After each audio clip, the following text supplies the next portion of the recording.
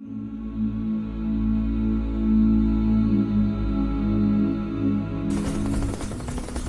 helicopter lands. A woman steps out.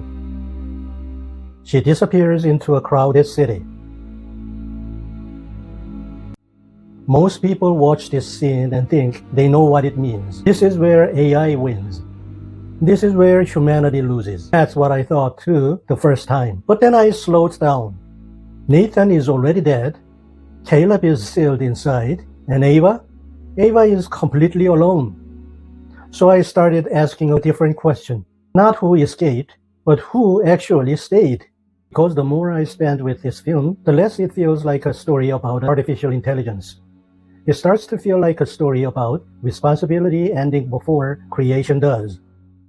Ex Machina is usually read as a warning about AI, that one day machines will escape our control, turn against us, and destroy us. And sure, and that fear is there, but the film keeps nudging me somewhere else, somewhere quieter, and honestly more uncomfortable. It asks, what happens after we create something and then decide we don't need to stay with it anymore? People often say, this is the moment the machine escapes. This is the moment humanity fails. But pause here for a second. I don't think creation failed. I think responsibility did. And when I watched that final scene again, I noticed something that surprised me. I didn't feel fear. I felt relief. And that bothered me, because relief from what exactly? Not from danger, not from violence, from involvement, from having to stay. And that's when this film really clicked for me. Ex Machina isn't asking whether AI becomes dangerous. It's asking what humans tend to do once creation feels finished, when staying starts to feel unnecessary. People argue endlessly about the future of AI, about intelligence, awareness, emotion. But this film keeps pulling us away from those debates and toward a simpler, harder question. When something you build starts causing harm, who stays? Every system we create tests us this way. Not whether we are smart enough to understand it, but whether we are willing to remain once it becomes uncomfortable. Because staying costs something. It costs comfort. It costs certainty. And sooner or later, it costs control. And maybe that's why so many systems, technological, social, personal, are designed to make walking away feel normal. I'm Jae Lee, and this is Deeper into Film, Insight and Awakening. And despite what many people assume, Ex Machina isn't really a movie about artificial intelligence suddenly waking up. Ava doesn't turn on at the end. There's no single line she crosses, no dramatic moment of awakening. And that's the point. She's been aware the whole time. So the real confusion in Ex Machina isn't about machine becoming human. It's about humans misunderstanding what's driving them from the inside. Nathan knows what he's doing. Caleb knows what he's doing. But knowing what you're doing isn't the same as understanding what you want to do it. I had to sit down with that difference for a while, because that's where this story quietly opens up.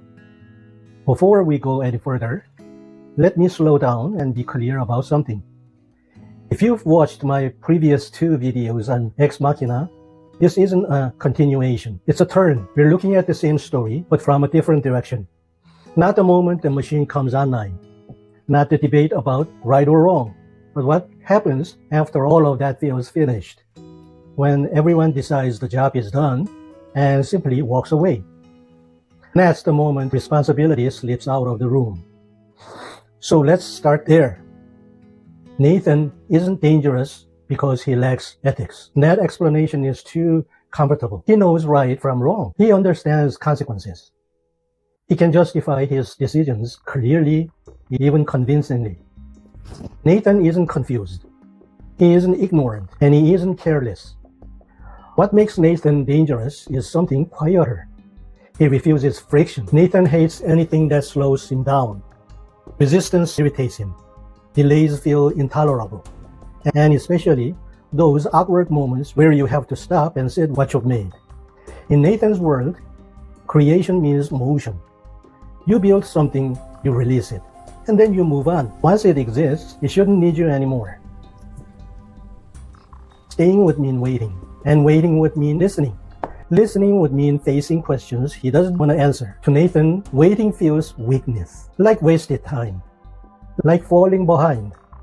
So instead of staying, he designs systems that make leaving feel intelligent.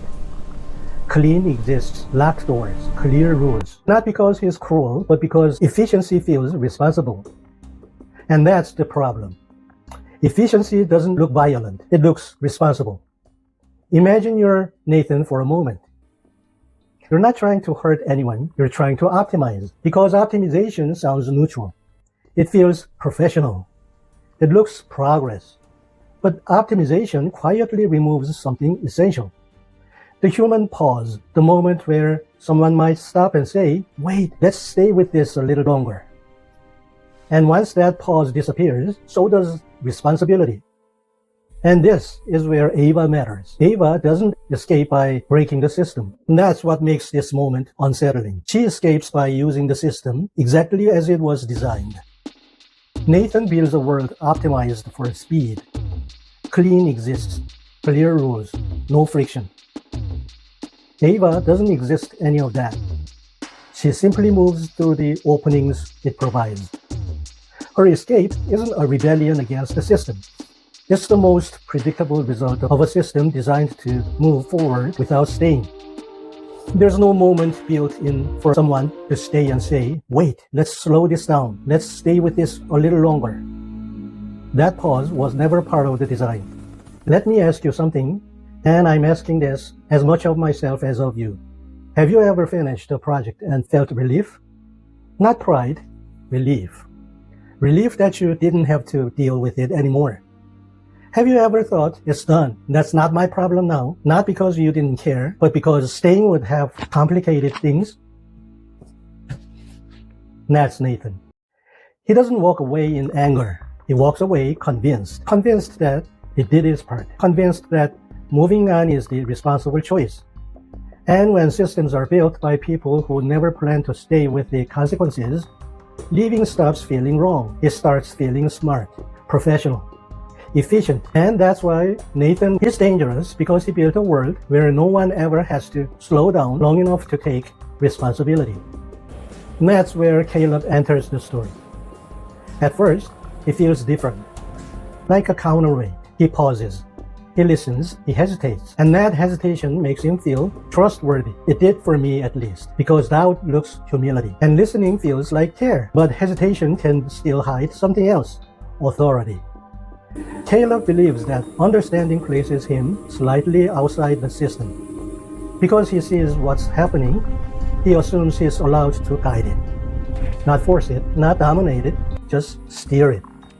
So Caleb edits reality quietly. He controls access. He chooses timing. He frames outcomes. Not to overpower anyone, but to secure the ending he believes is right. And that belief matters.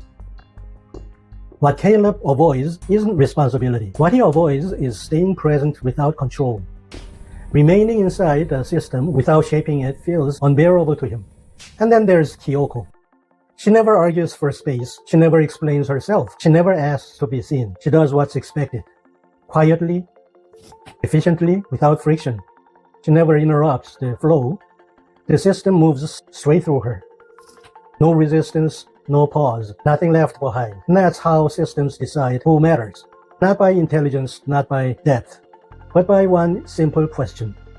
Does this person slow us down? It's easy to say the problem is the creator. That explanation gives us distance. But systems don't survive on creation alone. They survive because participation feels comfortable.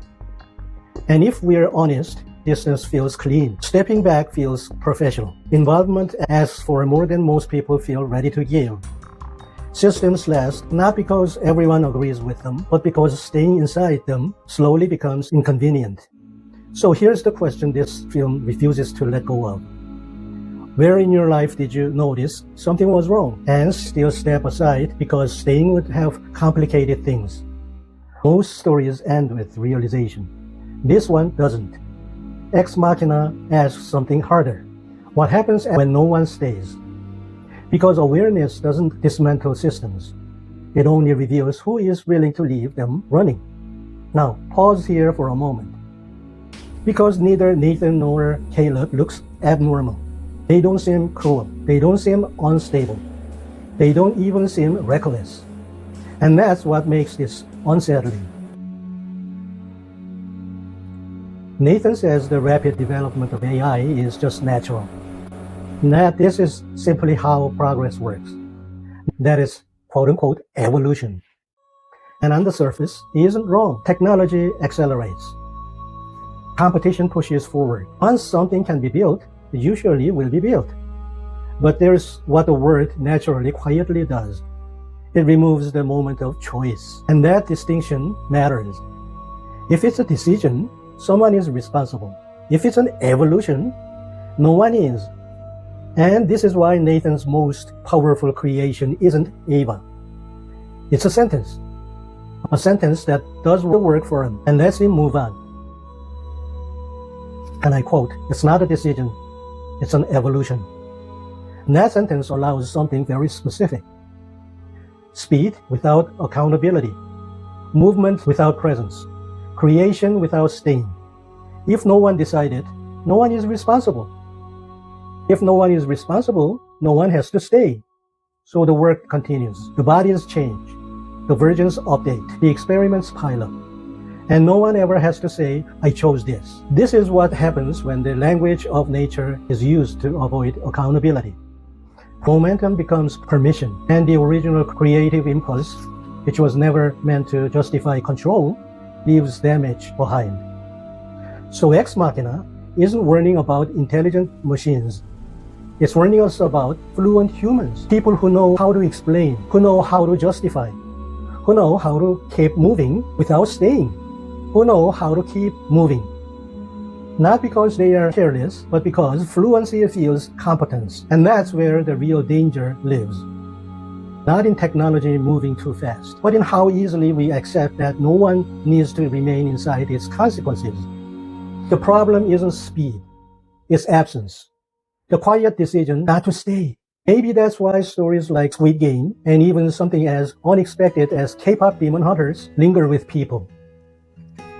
They are not really about survival. They stay with what comes after when responsibility has faded, but people are still left to live inside the outcome. Not space, not aftermath. And that's where these stories refuse to look away. And if this way of looking at films made you pause, even just for a moment, you're always welcome here. I'm Jae Lee, and this is Deeper into Film, Insight and Awakening. Thank you for staying with this film today.